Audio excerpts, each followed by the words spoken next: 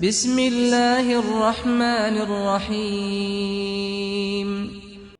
یاد رکھیں کہ جس چیز کی اہمیت، جس چیز کی عظمت رب ذوالجلال بیان فرمائے، اس کی اہمیت اور شان کا کیا کہنا۔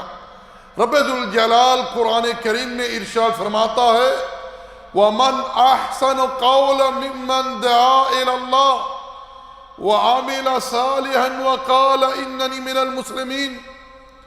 اور اس سے بڑھ کر کس کی بات اچھی ہو سکتی ہے جو اللہ کی طرف دعوت دے اور خود بھی نیک اعمال کرے اور کہے کہ میں سب سے پہلے اپنے رب کا فرما بردار ہوں۔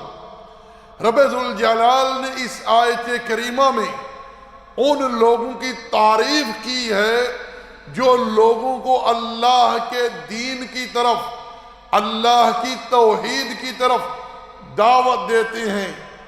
اللہ کے دین کو بیان کرنے والا، دین کے متعلق لکھنے والا، دین کے لیے خرچ کرنے والا۔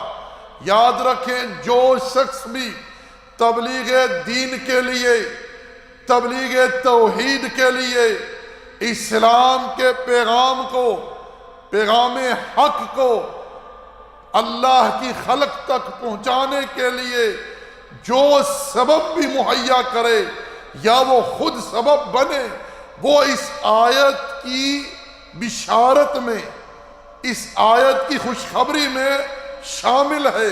کیونکہ رب ذوالجلال نے کیا ارشاد فرمایا وَمَنْ أَحْسَنُ قَوْلًا مِّمَّنْ دَعَا إِلَى اللَّهِ۔ دین کی طرف دعوت دینے کے جتنے ذرائع ہیں، جتنے اسباب ہیں، جتنے طرق ہیں، جس نے جس طرح بھی تبلیغ دین میں حصہ لیا وہ اس آیت کی بشارت میں شامل ہے۔